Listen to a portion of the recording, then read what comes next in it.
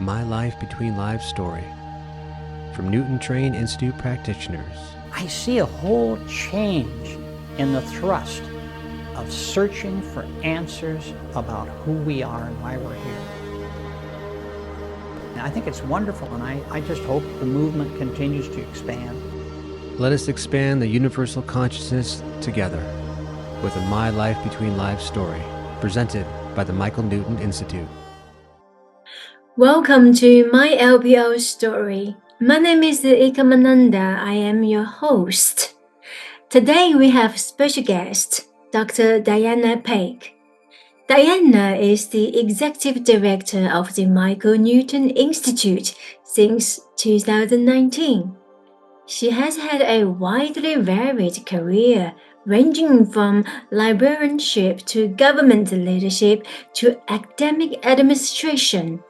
And currently, she is in private practice as a hypnotherapist, Reiki master, and a regressionist. Diana also serves as the editor of MNI's quarterly journal, Stories of the Afterlife. She says, becoming a Newton facilitator found her when she was ready.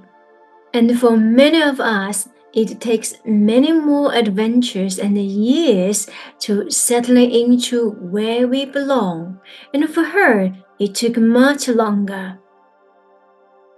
A big warm welcome to Diana. Welcome to the show.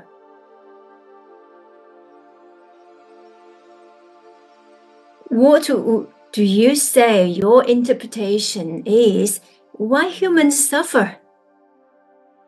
I think humans suffer because they are experiencing their surroundings from a space of low vibration, that we live in that low vibration. It's, as I said, it's the life of a little toe. We experience that. So we experience the anger and frustration and ignorance and lack of knowing and judgment and manipulation that are part of being human.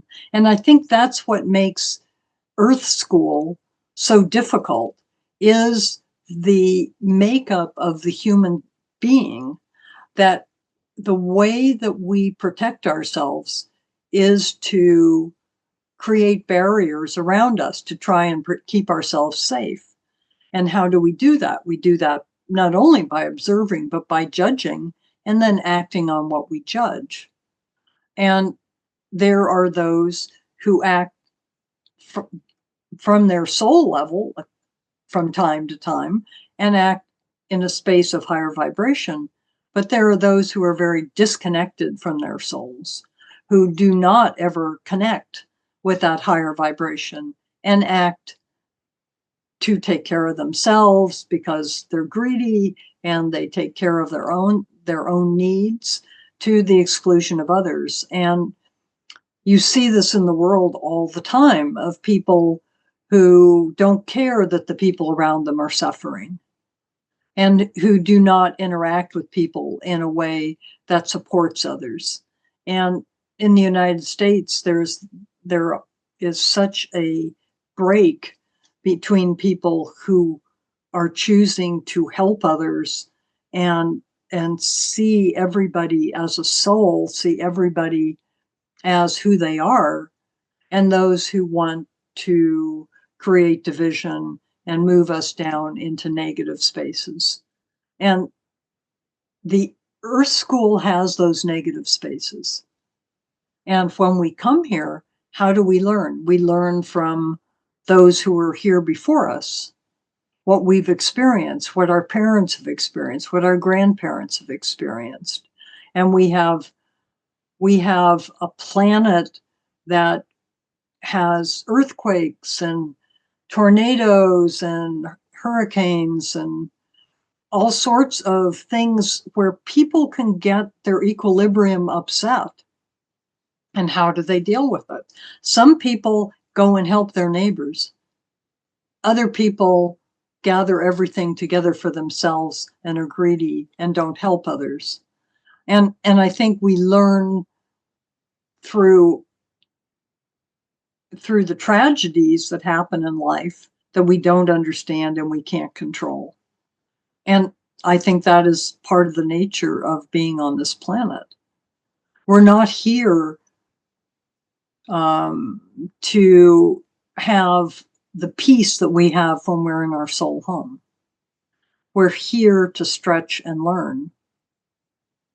And ultimately, our goal is to live to the fullest of who we are and to experience the joy that is home and the love that we know is there on a planet where this is not the primary condition. That's a very difficult journey. You know, if you grow up in a place where there's poverty and there's only poverty, chances are you are not necessarily disturbed by other people in other parts of the world having a lot of money. So let's say you live in Bangladesh and you live with your family and you have love in your family and you don't have a lot of resources. Are you particularly upset that somebody in Washington, D.C. has a mansion? Probably not, because it doesn't affect your daily life. But if you have a flood come through and destroy what you have and destroy your family, and people hurt you instead of help you to recover, then how do you respond to that? And I think we learn through those experiences, and those experiences get carried through us, get carried through as trauma, and then we experience trauma, both of our own and that of our past. So I think Earth is a very difficult place. I mean, Michael talked about Earth School being a very difficult place that we come to experience and to really grow, to experience ourselves in very difficult situations and circumstances. And in my experience, when I've worked with individuals who have been on other planets and other dimensions, most of those dimensions are much more supportive, are much more loving, are much more connected to each other. And they come to Earth and are quite upset at times on being on Earth instead of being in the environment that they came from before. But it's about growth. It's not about being home and being at peace and feeling that love. How do you get that kind of love, that kind of peace, that kind of knowing when you're in an environment of turmoil and trauma? I mean, those are the people we face. Those are the people who come, if they are awakening, they come to try and get home and understand what that is and know that there is more than the trauma that they're facing.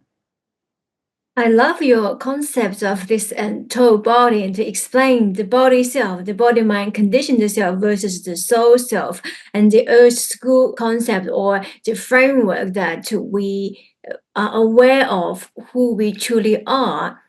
Now, in terms of coming here to learn, I wonder, is there an end to this learning? Where do we go after if we learn a lesson? Do we continue to come back? And what's the next journey? Some people continue to come back. Some souls come back because they like to incarnate. They enjoy incarnating. They come back in service. So they may have learned their lessons. They may be guides. Their service may be to support younger souls on their journeys. I find that as I work with older souls, they make choices about what next. Do they incarnate again or not? Do they have work on the soul plane that they are doing that takes precedence? Maybe for a while. Maybe they want to come back. And so they choose that. Souls, from my experience, work on lessons over a long period of time. And so it's almost like coming to a life and you have a whole truckload of lessons you could work on. I tend to bring a whole truck and just pour them all into a life and say, okay, this is what I'm working on this lifetime. And then as I move down a path, as I make choices, then some of those lessons are going to come up and some of them aren't. They just aren't going to show up because I chose to go right and some of them are to the left.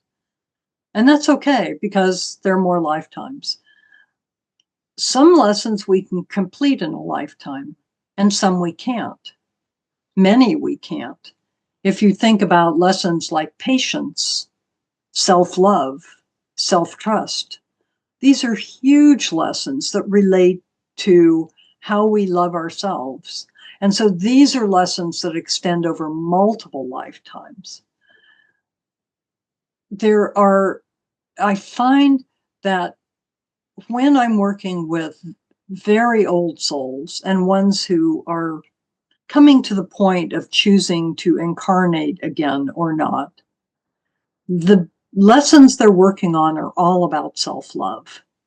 And that makes total sense to me because since the universe, since Source is love, if we are unable to perfectly love ourselves, how can we connect with this universe that is love unless we are love? Unless we love who we are and what we are. And so these lessons of self-love may take on many different forms. Over many lifetimes, we learn to trust and love and appreciate the dimensions of our soul that are love and to live as love. I also find that as we set up lives, one of the things that we do is that we work with other souls. Sometimes when we're working with other souls, we may set up, oh, let's work on this. Let's work on this lesson. We're going to take on this challenge. And so you and another soul come together and you say, we're going to do X. Well, in a lifetime, you may complete X, but they don't. And it may take a second lifetime. So you come back together in the next lifetime so you can work on X for them.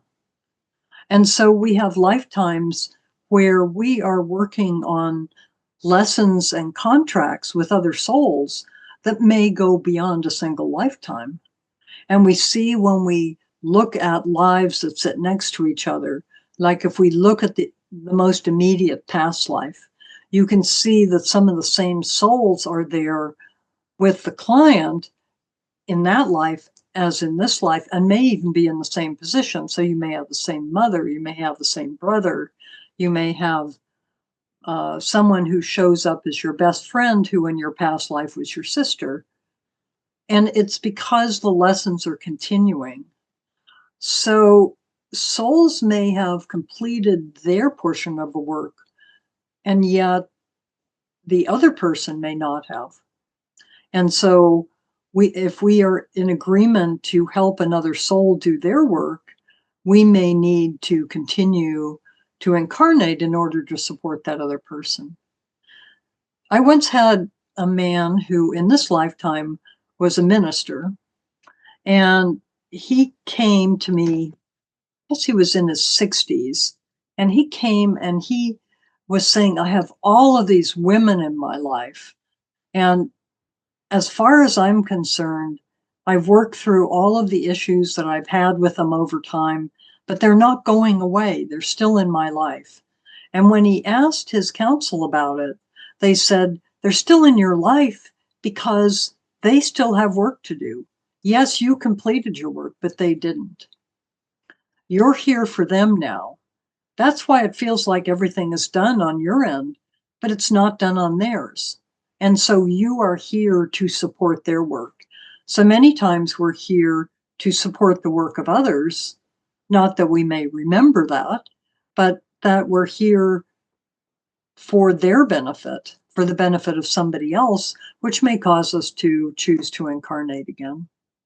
So as souls age, if you could call it aging, they make choices about where they go next, about their service. Is there service on earth? I've had several clients who are learning to be spirit guides and who are working with young souls and learning to work with young souls. I had one particular woman who said, when I look around for friends, there's nobody like me. I'm not finding people like me. And when she went home, her guides explained to her that she will be working around souls who are not like her, who are baby souls, who are very young souls, that she is going to be guiding, and she needs to learn how to engage with them and not tell them what to do, but to support them in their own journeys. And so in this lifetime, she has people around her in this incarnation to help her understand how to work with people that she is not meant to be friends with. She is meant to be there as a supportive guide, but not as a parent, not as someone who tells them what to do, but to be a loving guide. And it made a huge difference to her to understand that. Why is there nobody around who is my friend? And it's because she was running into souls that she was learning how to become a guide. To me, that's just fascinating. So people do soul work on Earth, and they may come back to Earth to experience the work they will ultimately be doing as a soul. Well, lessons.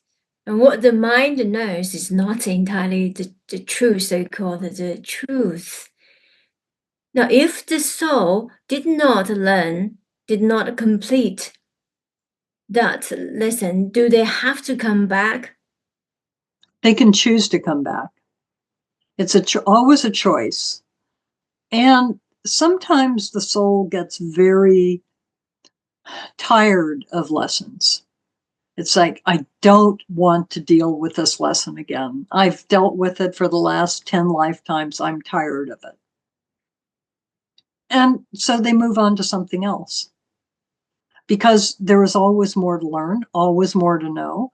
And if I don't complete it now, well, I may have more insight that will help me engage with this again in a different way in the future.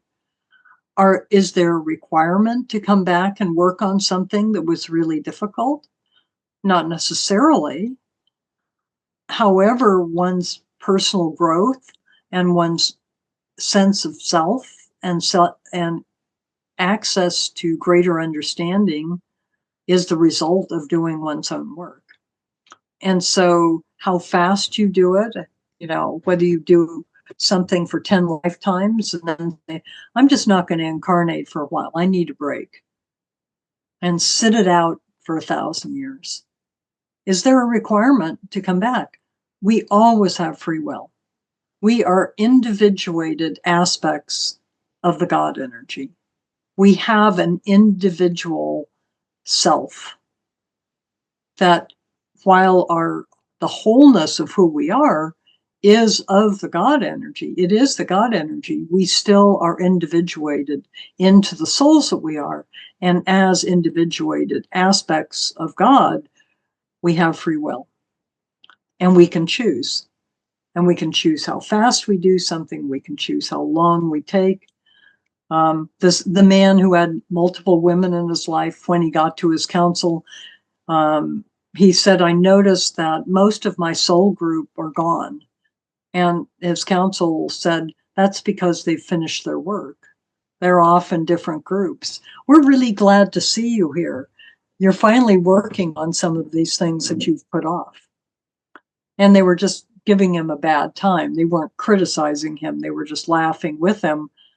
He was choosing to work more slowly. He had that capacity. If his soul group all finished their work and went off into other things that were interesting to them, they chose to do that. And he chose to have a good time and to enjoy lives of leisure and to stay put on a soul level and not incarnate. And he had every capacity to choose that. because the soul has free will. Thank you for watching. Please stay tuned for part 3 with Dr. Diana, What Every Soul Knows.